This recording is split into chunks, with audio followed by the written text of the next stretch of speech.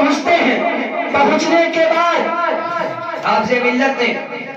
جانے کے بعد آپ دیکھتے ہیں سنسان بیابان چنچل میدان، یہاں پہ لوگوں کی بہت کم آبادی ہے، اور میں اتنا بڑا جانے کے بعد آپ کہتے ہیں استاذ کی بات ہے، ہو سکتا ہے اس میں کوئی خاصیت ہو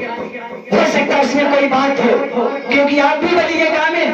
شاگرد بھی ولی کامل۔ فرماتے ہیں میں مبارک پور میں پہنچنے کے بعد میں چٹائی کو بچھا لیا، بچے آتے گئے پڑھتے گئے، بچے آتے گئے پڑھتے گئے، حتیٰ کہ وہاں نہ جھوپڑی کا وجود تھا جہاں وہ بیٹھ کے پڑھاتے تھے، ایک پیڑ کے نیچے بیٹھ کے پڑھاتے تھے، علم دین کو پھیلاتے تھے، علم دین کی تبلیغ کیا کرتے تھے، علم دین کی اشاعت کیا کرتے تھے۔ آپ فرماتے ہیں جب چند ایام گزر گئے، چند سال گزر گئے، چند عرصہ گزر گئے، تو دل میں یہ ذوق پیدا ہوا، دل میں یہ شوق پیدا ہوا کہ اس کو ایک مکتب کے شکل میں بنانا چاہیے۔ آپ محنت کرتے ہیں، آپ کوشش کرتے ہیں، آپ کی محنتیں، آپ کی کاوشیں ایک جھوپڑی کی شکل اختیار کر لیتی ہے، چند بچے اکٹھا ہو جاتے ہیں، لیکن یاد رکھیں اور اس چیز کو بھی جانے، حضور حافظ ملت جس وقت آپ آئے تھے تو آنے کے بعد آپ اپنے اپنا گھر بنانے کے بعد آپ فرماتے ہیں کہ میں جس وقت میں یہاں آیا تھا ہمارے پاس بچے نہیں تھے، میں محلے میں جا کر کے میں بچوں کو اکٹھا کیا، بچوں کو اکٹھا کرنے کے بعد اپنے گھر پہ لایا، گھر پہ لانے کے بعد وہ بچے بھی غریب تھے اور میں کوئی غریب گھر سے تعلق رکھنے والا تھا، غریب خاندان سے تعلق رکھنے والا تھا، میں اپنے گھر پہ لاتا اور انہیں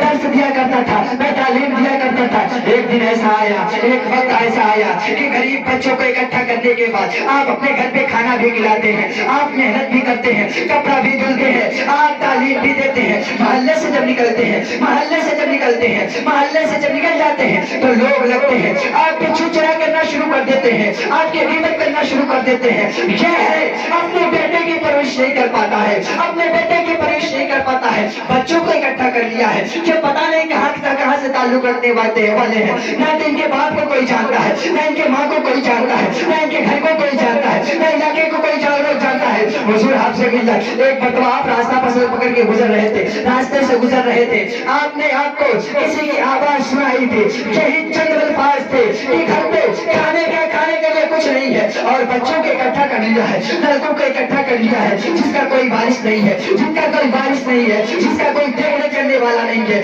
اپنے گھر کھانے کے لیے کچھ نہیں اور بچوں کو اکٹھا کر کے یہ انہیں کھانا کھلاتا ہے، محنت کرتا ہے۔ اگر یہ اپنے بچے کے لیے محنت کرتا تو آگے چل کے یہ سہارا بنتا، اگر یہ اپنے بچے کے لیے محنت کرتا تو آگے چل کے یہ اس کا وارث بنتا، لیکن یہ گھر کی خدمت کرتا ہے، اپنے ہاتھ سے کپڑا دھلتا ہے، اپنے ہاتھ سے نہلاتا ہے اور اپنی چٹائی پہ بیٹھاتا ہے، اپنے گھر پہ بیٹھاتا ہے، تعلیم دیتا ہے۔ حضور حافظ ملت راستے سے گزرتے ہیں، آپ رک جاتے ہیں، رکنے کے بعد اس کی طرف متوجہ ہوتے ہیں، متوجہ ہونے کے بعد کہتے ہیں کہ یہ ایک عالم کی شان نہیں ہے کہ کسی کی جواب اس کی زبان میں دے، کسی چیز کی جواب اس کی زبان میں دے، لیکن آپ رحم دلی کے ساتھ آپ اس سے پیش آتے ہیں اور ارشاد فرماتے ہیں انسان سن، جن بچوں کو تو لاوارث کر رہا ہے، جن بچوں کو تو یتیم کر رہا ہے، ان بچوں کو تیری نظروں نے دیکھا ہے کہ ان بچوں کی میں خدمت کرتا ہوں، میرے بھی اولاد ہیں، میرے بھی بیٹے ہیں، اگر میں چاہتا تو تیری یہی تمنا ہے، اگر میں چاہتا ان کی خدمت کرتا، ان کی پرورش کرتا، ان کو اپنے پروردہ میں رکھتا تو آگے چل کے میرا سہارا بنتا، آگے چل کے میرا وارث بنتا، جب میں بڑھاپے کے منزل پہ اپنے قدم کو رکھتا تو میرا سہارا بنتا۔ جس طریقے سے میں اس کی خدمت کرتا اس طریقے سے وہ میری خدمت کرتا، لیکن یاد رکھو مجھے اپنے بیٹے کی پرورش کی کوئی ضرورت نہیں ہے، مجھے اپنے بیٹے کے دیکھنے کی کوئی ضرورت نہیں ہے، بلکہ مجھے مرنے کے بعد، میرے انتقال ہونے کے بعد، میرے وصال کرنے کے بعد میرا بیٹا کام آنے والا نہیں ہے، میری بیوی کام آنے والی نہیں ہے، میری ماں کام آنے والی نہیں ہے، میرے والد کام آنے والے نہیں ہے، بلکہ میرے نیک عمل کام آنے والے ہیں۔ حضور حافظ ملت فرماتے ہیں سنو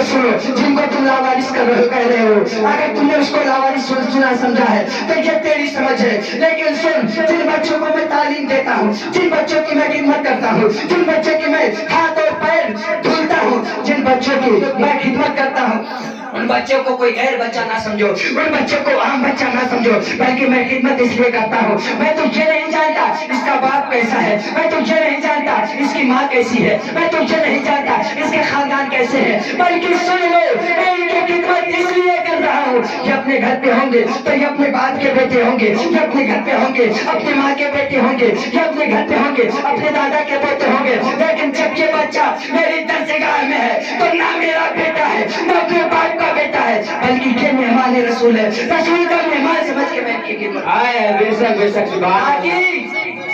کل جب پروسے محشر، کیونکہ رب کے محبوب ارشاد فرماتے المرء من احبا، انسان پروسے محشر اسی کے ساتھ اٹھایا جائے گا جس کے ساتھ وہ محبت کرتا ہوگا، جس کے ساتھ وہ عشق کرتا ہوگا، جس کے ساتھ وہ تعلق کرتا ہوگا، جس کے ساتھ وہ الفت کرتا ہوگا۔ المرء من احبا،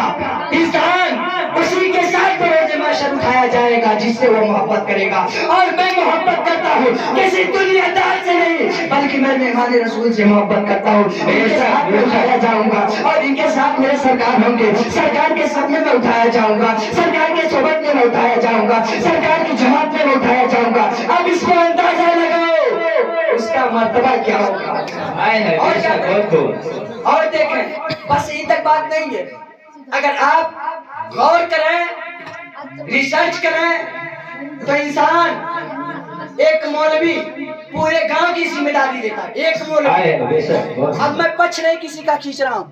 میں بھی مولوی ہوں، اب اس کی نہیں کہ میں اپنے بھائی کے لیے بول رہا ہوں، ایسی کوئی ضرورت نہیں ہے۔ دیکھیں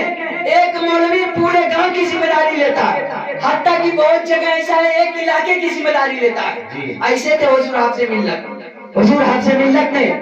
ایک الجامعۃ الاشرفیہ کو پہلے ایک چٹائی کے شکل میں مکتب بنایا، چند بچوں کو اکٹھا کر کے، اس کے بعد اپنے گھر پہ بچوں کو اپنی خدمت کر کے اپنے ہاتھ سے کھلاتے، اپنے ہاتھ سے پہناتے اور اپنے علم سے اپنے سینے سے علم بانٹتے تھے۔ آگے چلتے گئے ایک جھوپڑی کا شکل اختیار کر لیا، اب پھر شوق پیدا ہوا، جب بچوں کی تعداد بڑھ گئی شوق پیدا ہوا اس کو ایک عمارت کے شکل میں مجھے تیار کرنا چاہیے، آپ ایک مکتب کے شکل سے بنا دیتے ہیں۔ اور جب مکتب ہوا تو انہوں نے یہ نہیں دیکھا، مبارک پور والوں نے یہ نہیں دیکھا کہ حضور حافظ ملت نے اپنے کندھے پہ اینٹ کو ڈھویا ہے، اپنے کندھے پہ سیمنٹ کو لایا ہے، اپنی محنت کی ہے، اپنی